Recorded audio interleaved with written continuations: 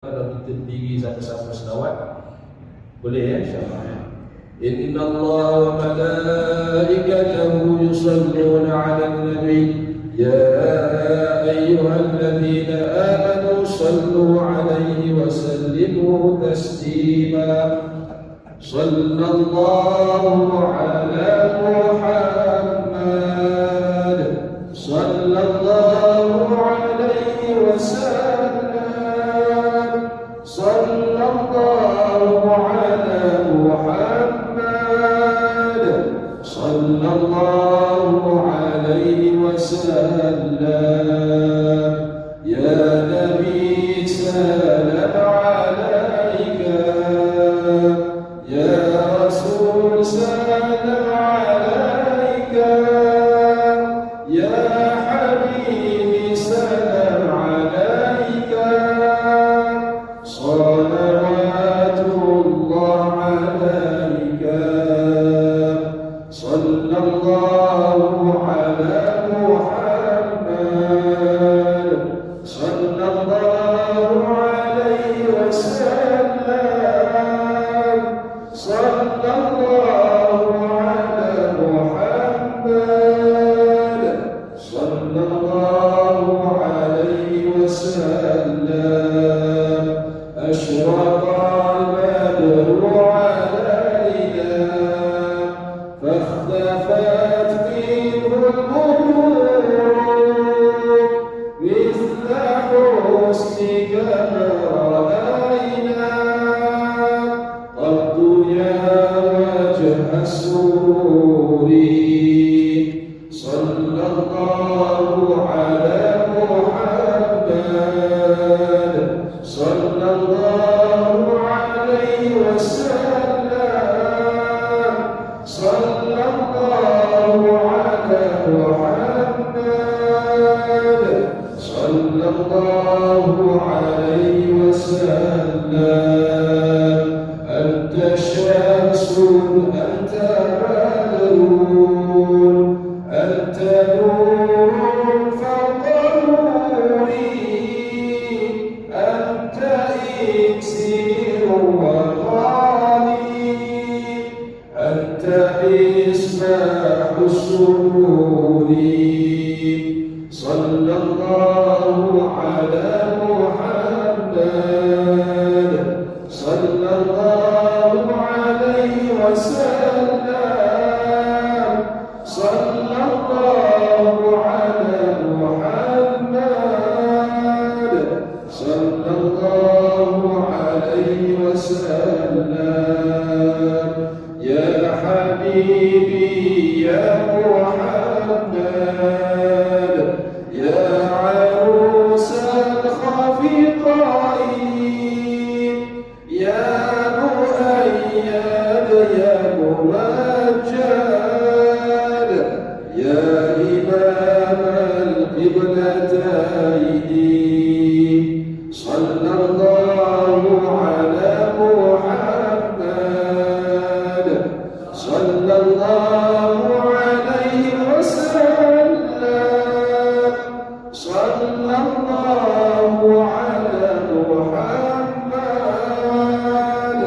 صلى الله عليه وسلم. اللهم صل وسلم وبارك عليه وعلى آله. Alhamdulillah, mudah-mudahan Allah Subhanahu wa taala menerima bacaan selawat dan salam yang kita ucapkan, yang kita titipkan buat kekasih Allah, buat kekasih kita, tak lain tak bukan Nabi kita Muhammad sallallahu alaihi wasallam. Kadang-kadang kita ni sayang pada Nabi, tapi kita tak pandai nak tunjukkan sayang kita pada Nabi. Kita orang Melayu ataupun orang Islam sekarang ni, kita kurang nak zahirkan kasih sayang. Kadang-kadang nak cakap I love you pada isteri kita pun susah. Nak cakap I love you pada mak pun susah. Kalau tak boleh cakap I love you, cakaplah saya cintakan mak, saya cintakan isteri. Sebutlah nama isteri kita. Sayang pada anak, tapi kita susah nak cakap sayang pada anak. Kadang-kadang kita ni seronok jadi umat Nabi Muhammad SAW, tapi kita tak nak zahirkan keseronokan kita. Itu yang kita buat selawat, kita baca selawat. Orang tanya, kenapa Ustaz kena selawat kena berdiri? Bukan Nabi ada depan kita pun, kenapa nak berdiri? Berdiri itu tanda hormat. Berdiri itu tanda kita sanjung Nabi. Berdiri itu tanda kita kasih kepada Nabi. Kita tak boleh samakan kita dengan Nabi SAW. Muhammad al-Bashar laisa kal-Bashar bal kal-yaqutu bainal hajar. Muhammad itu manusia, tapi bukan macam manusia biasa. Seperti batu, ada banyak jenis batu. Ada yang disebutkan sebagai batu yakut. Batu yakut ni batu jin. Dia lebih berharga dari batu kerikil, batu biasa. Macam itulah perbandingan Nabi kita Muhammad SAW dengan sekian manusia, sekian makhluk dalam alam ini. Kita, Allah Ta'ala utus kita atas dunia ini jadi khalifah. Kita ada jadi khalifah ke atas keluarga kita. Paling best, paling kuat pun kita jadi khalifah untuk negara kita lah tuan-tuan. Perdana Menteri kan? Rakyat salam kita, salam cium tangan. Tapi kalau kita Perdana Menteri, kita pergi di luar negara, orang luar tak salam cium tangan kita pun. Kadang-kadang kalau kita berjalan pun orang tak ingat kita. Ya? Penghormatan kasih sayang kita terbatas. Tapi Nabi SAW, wa ma arsalnaka illa rahmatan lil alamin. Allah sendiri bagi tahu, tidak aku utuskan kau wahai Muhammad melainkan memberi rahmat kepada sekalian alam. Tuan-tuan, puan rahmati dikasihi Allah sekalian. Kalau kita rasa bila sebut nama Nabi Muhammad ataupun bila kita selawat kita tak perlu berdiri, mana kita nak letak tuan-tuan? Dan tiba-tiba tuan-tuan bunyi lagu negaraku berkumandang. Cuba kita tak berdiri tuan-tuan. Tuan-tuan pergi pasar Muhibah dekat Taman Iwana tu, pasar Muhibah. Pergi dalam satu Ahad juga pukul 8 pagi. Dan cuba order tercanai ke, selemak ke, makan kat situ. 8 pagi je akan berkumandang lagu negaraku. Semua berdiri. Yang makan sate pun hold dulu. Separuh sate itu dah gigit lah. Separuh lagi pegang, letak bawah. Sebab nak hormat lagu negara. Tak ada kasih sayang kita yang paling kita kena sayang selain daripada Allah SWT, iaitu pada Nabi SAW. Nabi Muhammad ni kita kena sayang kasih kepada dia, tapi tak boleh lebih sama macam Allah Ta'ala ataupun lebih daripada Allah. Jadi kena clear ni tuan-tuan. Yang fahaman silhaq tu dia tak clear. Dia kata Muhammad tu Allah, Allah tu Muhammad. Ini masalah. Dia ingat nak kena sayang Nabi Muhammad ni sama macam sayangnya Allah. Dia itu yang salah situ. Akidah tu. Tuan-tuan dan puan rahmati Allah sekalian. Jadi kalau saya nak berdiri tak salah, Ustaz, tak salah. Nak duduk tak pun mesti selawat. Tapi kita semua nanti di hari akhirat kita akan berdiri. Kita pasti akan berdiri tuan-tuan. Sebab apa berdiri? Sebab namanya pun yaumul qiyamah. Qiyamah, qamah, pada manusia berdiri semua berdiri. Ulama kata kita berdiri yang pertama itu keluar daripada kubur. Semua keluar daripada kubur berdiri kat tu. Siapa yang kejut kita bangun tidur ni? Tak kira lah tidur baru 10 minit ke, mungkin tidur dah 10 juta tahun ke, akan bangun yauma yakunu nasu kal farashil mabsus. Kita semua jadi terhuyung hayang macam hantu tu tuan. Keluar dari kubur terhuyung hayang macam terkaku dalam galaku. Berdiri, semua berdiri. Kemudian kita semua tuan-tuan di hari mahsyar nanti kita semua akan berdiri juga. Sebab apa berdiri? Sebab menunggu siapa dia manusia yang berani untuk datang bersemuka menghadap Allah Ta'ala supaya Allah Ta'ala mulakan proses hisab. Masa tu semua Nabi, semua Rasul tak nak. Semua tak nak, semua tak nak. Mak kita tak nak kat kita. Kita pun lagi daripada mak kita. Yauma yafirrul mar'u min akhihi wa ummihi wa abihi wa sahibatihi wa banihi. best friend macam mana pun, anak kesayangan macam mana pun, mak kandung, mak mertua, mak tiri, mak angkat, semuanya akan lari. Masa itulah tuan-tuan, Nabi kita SAW dia akan muncul. Masa itu kita semua berdiri. Berdiri je kita ketika itu tak tahulah berapa lama tuan-tuan. Mungkin 10 tahun, mungkin 20 tahun, mungkin 30 tahun berdiri. Ada orang boleh kita semua ajak berdiri nak berselawat 10 minit pun tak sampai. Dia kata tak boleh ni, kalau saya tak nak berdiri, tak apa silakan, tak payah berdiri.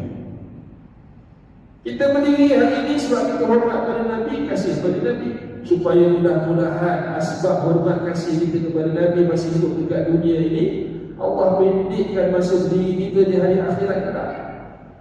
Masa tu semua berdiri, tak ada siapa yang boleh duduk, lepak, baring, tak ada tuan-tuan.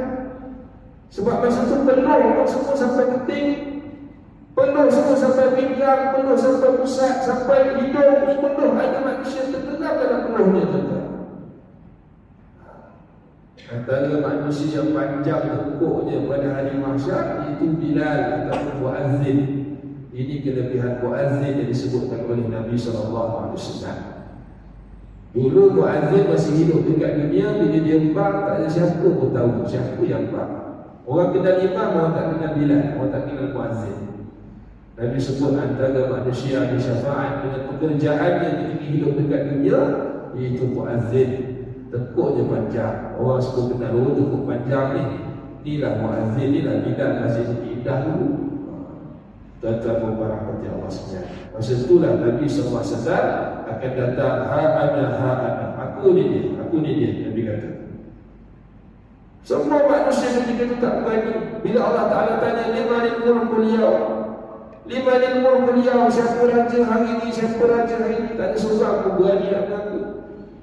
Aku ni kerabat sana ke kerabat sini, aku pernah jadi sultan berapa penggal, aku pernah jadi Perdana Menteri berapa penggal. Tak ada siapa pun berani nak cerita tentang pangkat jawatan di depan Allah Ta'ala. Semua bimbang, semua risau, semua menyesal masa dekat dunia dahulu pikul macam-macam jawatan. Maka ketika itulah Nabi SAW akan berikan syafa'atul kubra, syafaat yang paling besar. Masa itulah Nabi zahirkan kasih sayang yang paling maksimum terhadap umatnya tuan-tuan. Tuan-tuan berahmati dikasihi Allah sekalian, tidak melampau kalau kita katakan bahawa kasih sayang Rasulullah kepada kita lebih daripada sayang kita kepada anak kita. Betul tak tuan-tuan? Nabi sayang kepada kita, kita tak ada lagi Nabi sayang. Kita sayang anak kita bila anak kita dah lahir tuan-tuan. Faham tak maksud saya? Kalau katakan dia ni tak kahwin lagi, seorang lelaki belum kahwin dengan seorang perempuan, mustahil dalam perbincangan dia berbual, abang rindulah dekat anak-anak kita, dekat cucu kita. Ini satu benda yang mustahil tuan. Kata si perempuan ni kahwin pun belum, nak rindu kat anak cucu. Tapi Nabi SAW pernah satu hari Nabi duduk dengan sahabat-sahabat, Nabi kata, sungguh-sungguh aku rindu dengan ikhwan aku. Sahabat kata, aku nak rindu dengan ikhwan. Ikhwan depan kami, kami dah selesai kau ya Rasulullah. Bal antum ashabi, kamu semua sahabat-sahabatku. Ikhwanku ialah mereka yang beriman dengan aku setelah mana kematian kewafatan aku. Aku tak jumpa mereka, mereka pun tak jumpa aku. Tetapi aku akan beri syafaat aku pada mereka di sebelah perigiku, fi hauli, sebelah perigiku, kata Nabi SAW. Ni kita tak muncul lagi tuan-tuan, kita tak masuk lagi dalam rahim mak kita, kita tak jadi janin lagi, mak ayah kita pun belum ada lagi tuan-tuan. Masa tu Nabi dah merindui kita. Tuan-tuan berarti dikasihi Allah sekalian, ada satu hadis menceritakan tentang Sayyidatina Aisyah radhiyallahu anha. Sayyidatina Aisyah radhiyallahu anha ini kata, "Lamma ra'aitu min an-nabiy sallallahu alaihi wasallam tiban nafsi." Satu hari kata Sayyidatina Aisyah, aku nampak Nabi ini macam rehat. Tiban nafsi, rehat santai dengan aku, dan aku sangat-sangat seronok tengok muka wajah Nabi sallallahu alaihi wasallam. Di Sayyidina Aisyah kata, satu hari aku duduk dengan Rasulullah, aku tengok muka dia, aku rasa tiba nafsi, rasa sejuk hati, rasa seronok. Tengok wajah Rasulullah yang penuh dengan wibawa, cantik. Cantik Rasulullah ni sungguh tuan-tuan, bukan cantik olok-olok, bukan cantik dah buat penuh lirik lagu tuan-tuan. Tak ada. Cantik Rasulullah ni sungguh-sungguh. Itu ulama kata, anta syamsun, anta badrun, anta nurun fawqa nurin. Engkau lah matahari, engkau lah bulan, engkau lah cahaya di atas cahaya. Masya Allah. Tuan-tuan pernah ke balik rumah tuan-tuan duduk dalam rumah, ya apa balik ni cerah rumah. Tadi gelap je. Itu mesti duit kita tak bagi lagi tuan-tuan. Ujian penuh makna. Tapi Nabi SAW sahabat cerita, antaranya Thawban radhiyallahu anhu kata, Rasulullah SAW ni pernah satu hari duduk. Dia bukan Thawban adalah hadis yang lain. Ada seorang sahabat tu dia bagi tahu, aku nampak Nabi SAW satu hari keluar pakai baju warna merah. Di belakang Nabi adalah bulan purnama. Aku tengok Rasulullah, aku tengok bulan. Tengok Rasulullah yang berpakaian segak warna merah, aku tengok bulan. Tengok Rasulullah, tengok bulan. Demi Allah dia kata, Rasulullah itu lebih cantik dari bulan. Hebat. Hebat, cantiknya Rasulullah sedap. Sampaikan ada orang nak bunuh Nabi, tengok senyuman Nabi cair itu masih Islam. Ada orang nak cakap dengan Nabi dalam nada yang marah, bila Nabi sedang senyum saja, hilang kemarahan. Nabi semua sedang. Tuan-tuan rahmati dikasihi Allah sekalian. Maka kata Ummul Mukminin Sayyidatina Aisyah, lamma ra'aitu min Nabi sallallahu alaihi wasallam tibat nafsi. Bila mana aku lihat Nabi sallallahu alaihi wasallam, maka aku rasa senang, aku rasa seronok. Qultu ya Rasulullah, ud'u Allah li.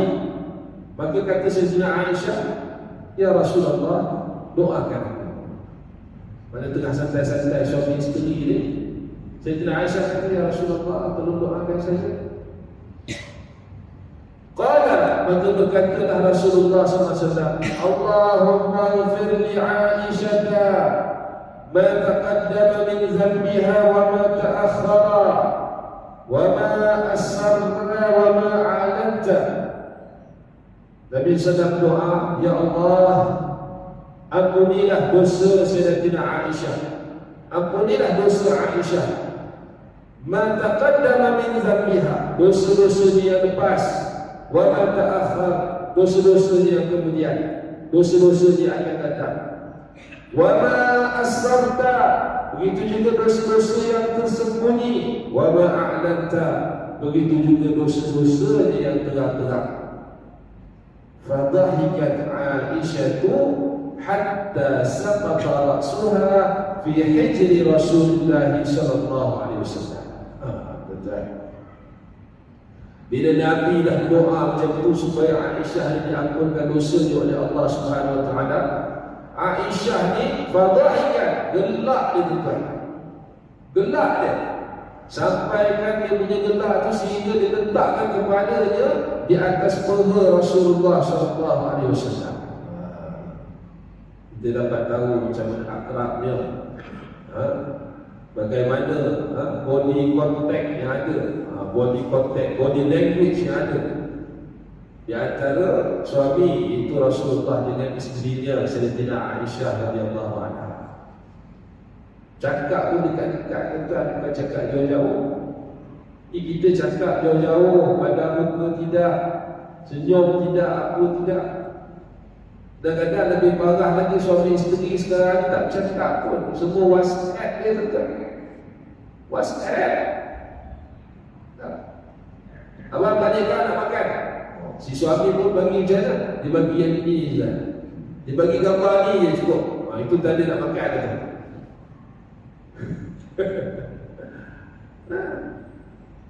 Nabi SAW doakan Sayyidatina Aisyah, minta terus doakan. Aisyah punya seronok gelak ni. Ni gelak.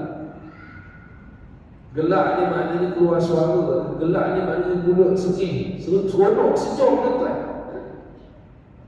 Sampai ke kepala dia pun dilentokkan, kena dekat muka Nabi SAW. Kemudian minat dhahiki, kerana gelak itu, faqala ayasuruka du'ani. Nabi pun tanya pada Sayyidina Aisyah, wahai Aisyah, apakah kau gembira dengan doaku tadi? Maka kata Sayyidina Aisyah, faqalat wa ma li la yasurni du'auka. Kata Sayyidina Aisyah, takkanlah ya Rasulullah, takkanlah aku minta seronok bila mana kau doakan aku macam tu. Yang betapa menghargainya Sayyidina Aisyah akan doa yang diucapkan oleh Nabi SAW. Kemudian apa kata Nabi SAW kepada Sayyidina Aisyah? Ini mahal ini kan? Faqala wallahi innaha la da'wati li ummati, innaha la da'wati li ummati fi kulli salah. Nabi kata, demi Allah, itulah doa yang selalu aku ucapkan, aku mintakan kepada Allah Ta'ala buat umatku. Ini tuan-tuan, 1400 tahun dulu Nabi SAW dah pernah mendoakan untuk Allah Ta'ala ampunkan dosa-dosa kita. Kita belum ada lagi tuan-tuan. Kita belum ada lagi. Nabi 1400 tahun dulu dah pernah mendoakan kita. Fi kulli salat, pada setiap kali sembahyang. Kita sayang mak ayah kita. Mak ayah kita tinggal apa dah. Kadang-kadang kita ingat baru kita doa. Kadang-kadang kita tak ingat pun tuan-tuan. Baru-baru mak ayah kita tinggal, kita ingat pada Jumaat buat tahlil. Hari Jumaat jamu anak-anak tahfiz, sedekah, niat pahala sampai pada mak ayah. Lama-lama kita pun lupa tuan-tuan. Tu saya sebutkan tadi, sayang kasih kita dengan makhluk-makhluk ni terbatas. Isteri kita sayang kita macam mana pun sama juga. Sampai masa Allah Ta'ala matikan kita dulu tuan-tuan, isteri kita panjang jodoh dia kahwin dengan orang lain. Tak berani ni nak cakap dia sayang kat kita lepas suami baru ni tuan-tuan. Takkan berani dia. Masa tu dia akan cerita sayang kat suami baru. Dia tak cerita dah sayang pada suami dia yang awal ni yang mati ni. Tak ada dah. Jadi itu yang kata kasih sayangnya Rasulullah SAW. Kita belum ada lagi, Nabi dah pun berdoa lagi.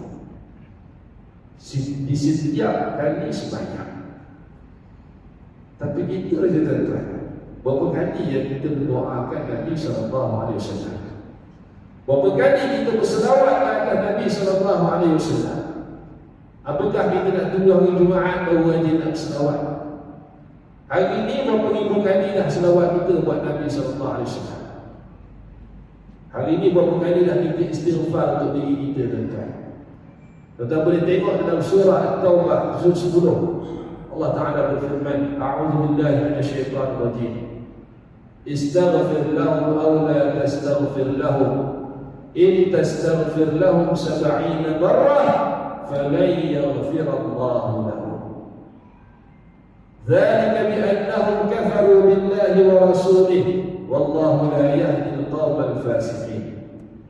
Wahai Rasulullah, kalau engkau istighfar untuk mereka ataupun kau tidak beristighfar untuk mereka, kalau engkau istighfar untuk mereka 70 kali sekalipun, tetap aku, kata Allah Ta'ala, tidak akan sama sekali mengampunkan dosa mereka. Mereka itu adalah orang-orang kafir.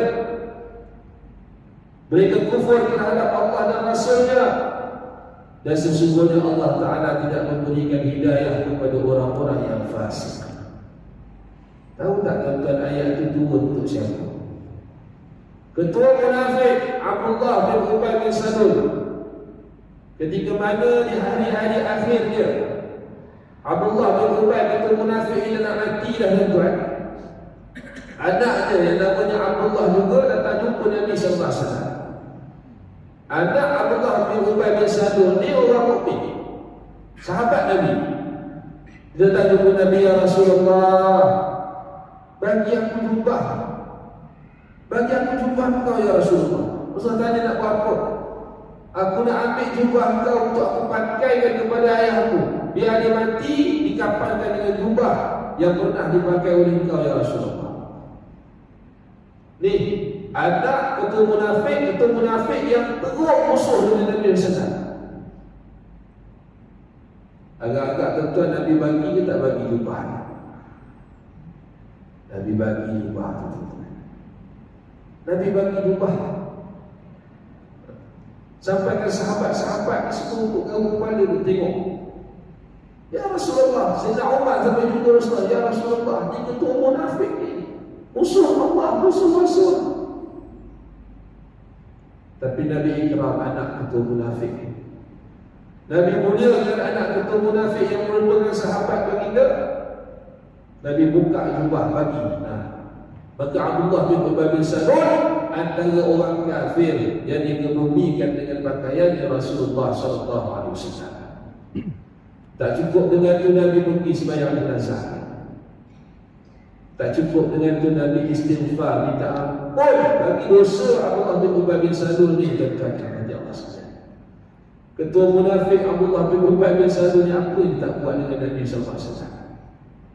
Masa mula-mula Nabi sampai Masjid Quba di Mina, dia tengok ramai orang pergi Masjid Quba, dia pun bina masjid dekat, namanya Masjid Dirar. Bukan nama Masjid Dirar, Masjid Dirar ni masjid sesat. Dia buat satu masjid nak lawan Masjid Quba. Allah turun ayat, Masjidul ussisa 'ala taqwa min awwal yawmin ahaqqu an taquma fihi. Fihi rijalun yuhibbuna an yatatahharu wallahu yuhibbul mutahhirin. Masjid yang dibina atas dasar takwa, masjid itulah yang sepatutnya diibarahkan. Kerana padanya dalam masjid tersebut ada insan-insan, ada manusia membersihkan diri mereka daripada dosa. Dan sesungguhnya Allah Ta'ala suka kepada orang-orang yang sentiasa membersihkan dirinya.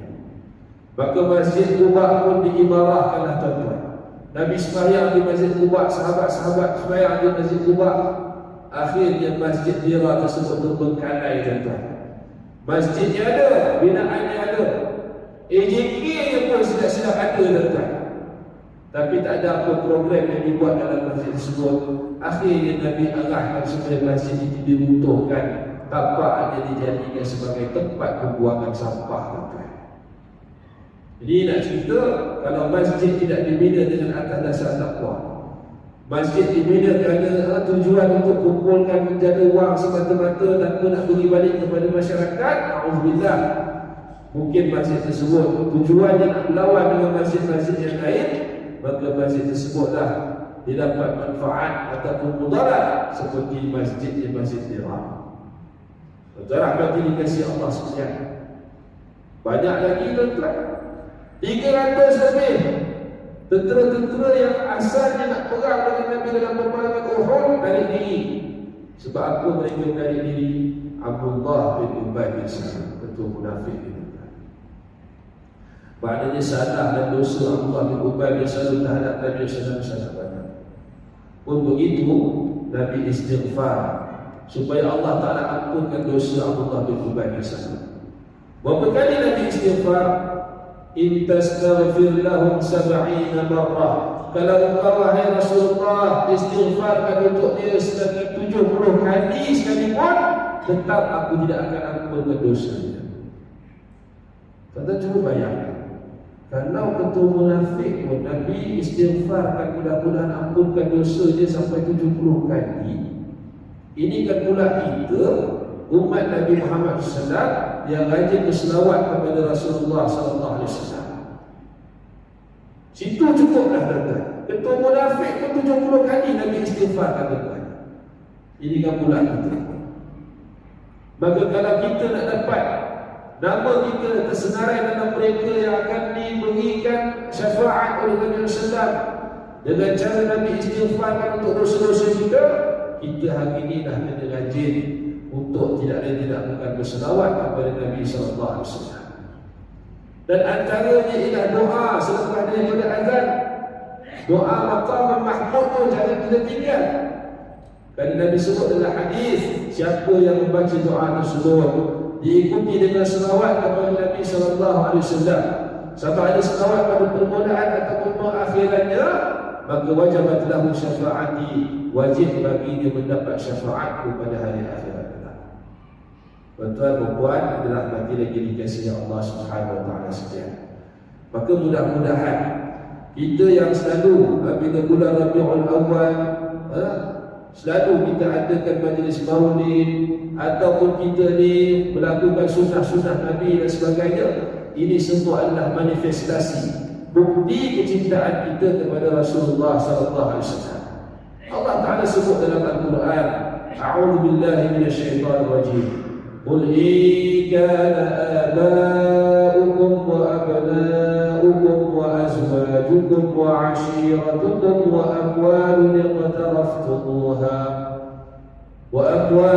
اقترفتموها وتجارة تخشون كسادها ومساكن ترضونها أحب إليكم من الله ورسوله وجهاد في سبيله فتربصوا حتى يأتي الله بأمره والله لا يهدي القوم الفاسقين.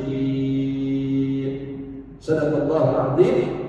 Allah Subhanahu wa taala sebutkan dalam surah At-Taubah pada ayat yang ke-24, kata Allah Subhanahu wa taala, katakanlah wahai Muhammad, jika bapa-bapa kamu dan anak-anak kamu dan saudara-saudara kamu dan isteri-isteri kamu dan kaum keluarga kamu dan harta benda yang kamu usahakan dan perniagaan yang kamu bimbang akan merosot dan rumah-rumah tempat tinggal yang kamu sukai, jika semuanya itu menjadi perkara-perkara yang kamu cintai lebih daripada Allah dan Rasulnya dan daripada berjihad untuk agamanya, maka tunggulah sehingga Allah mendatangkan keputusannya, adab siksanya, kerana Allah tidak akan memberi petunjuk kepada orang-orang yang fasik.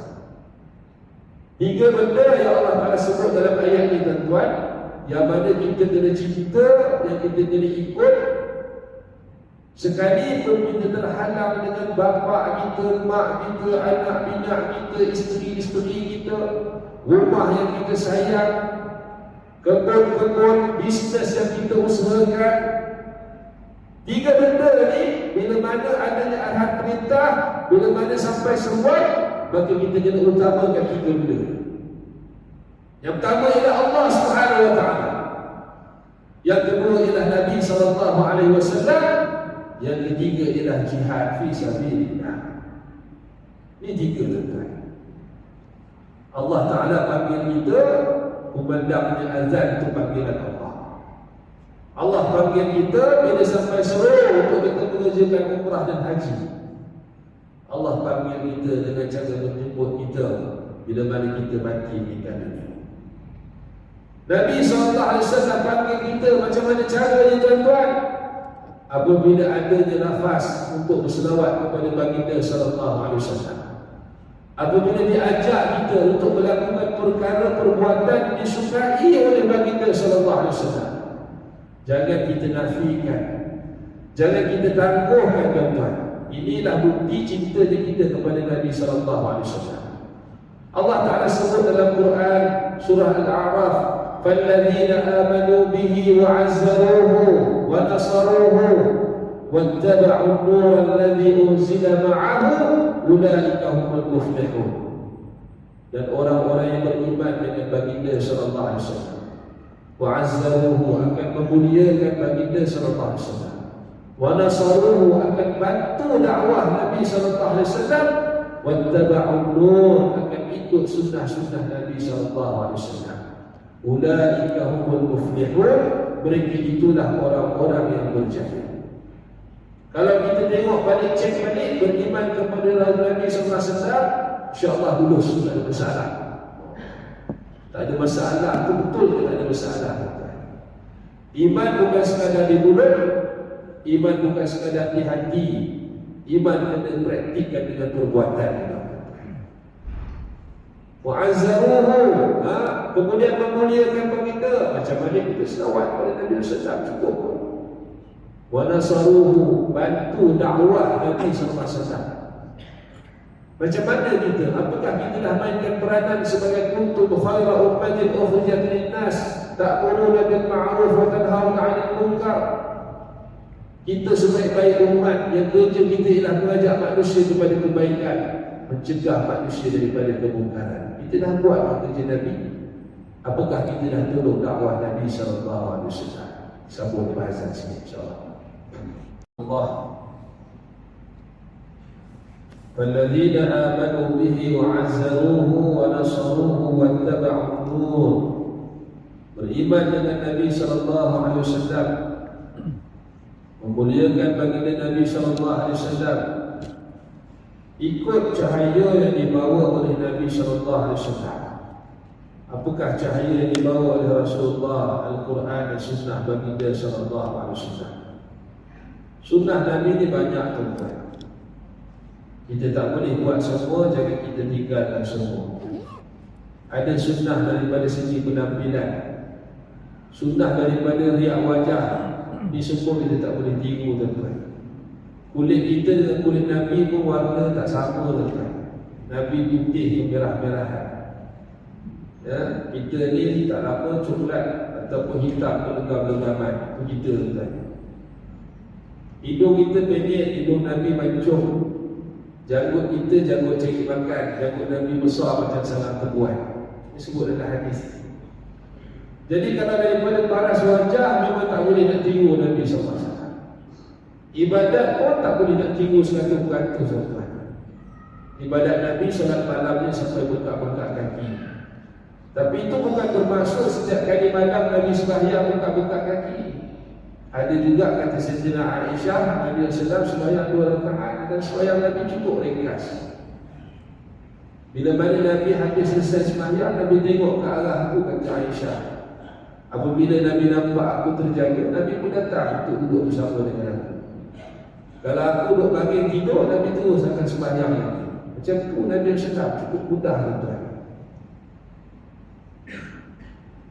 Tapi kalau 100% kita nak tiru ibadat Nabi SAW, memang tak tertirulah kita tuan-tuan. Tapi bila mana kita sebut tentang sunnah, mana sunnah yang boleh kita rasa kita buatlah. Dan antara sunnah yang mana paling kita insya-Allah boleh usaha untuk buat, kita tiru akhlak Nabi SAW. Kalau tak 100% tuan-tuan, dapat 1% daripada akhlak Nabi SAW pun, itu pun dah cantik, dah cukup tuan-tuan. Nabi cukup jaga akhlak. Nabi seorang yang cukup berakhlak. Sampaikan Nabi SAW ni disebut dalam Quran, wa innaka la'ala khuluqin 'azim. Engkau wahai Rasulullah memiliki akhlak yang sangat besar, sangat mulia. Ataupun engkau ya Rasulullah diciptakan dengan ciptaan yang paling mulia, paling cantik. Ini Nabi SAW. Bahkan diutuskan Nabi pun, bu'istu liutammima makarimal akhlak. Aku diutuskan, kata Nabi SAW, untuk menyempurnakan akhlak. Maka oleh kerana itu, tuan-tuan hadirin dikasihi Allah sekalian, sambut maulid ini dengan berbagai-bagai cara. Dan bukan terbatas pada bulan Rabiul Awal sahaja, bukan pada 12 Rabiul Awal sahaja. Sambutlah maulidul Rasul, kelahiran Rasulullah, dengan kita bergembira selaku umat baginda sallallahu alaihi wasallam. Zahirkan kegembiraan. Ada orang zahirkan kegembiraan dengan banyakkan selawat. Ada zahirkan kegembiraan dengan menjadi orang pemurah, rajin bagi orang makan.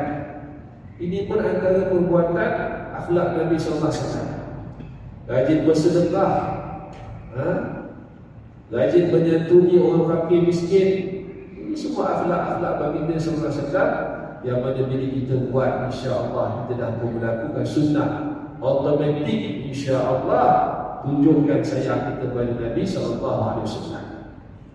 Ni secara tak sedar pun tuan-tuan, kita duduk majlis ilmu ni, ini majlis yang boleh kata setiap hari Nabi akan duduk majlis ilmu, majlis zikir. Salat berjemaah, Nabi tak pernah sembahyang surau kat rumah tuan-tuan.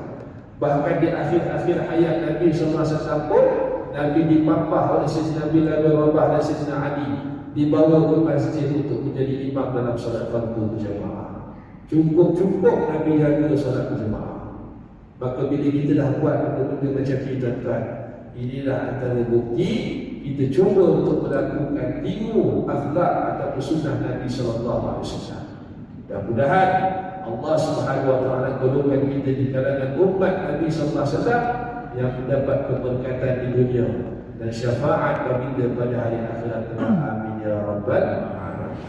Aku qawli hadza wa astaghfirullah al-azim li wa lakum. Wassalamu alaikum warahmatullahi wabarakatuh.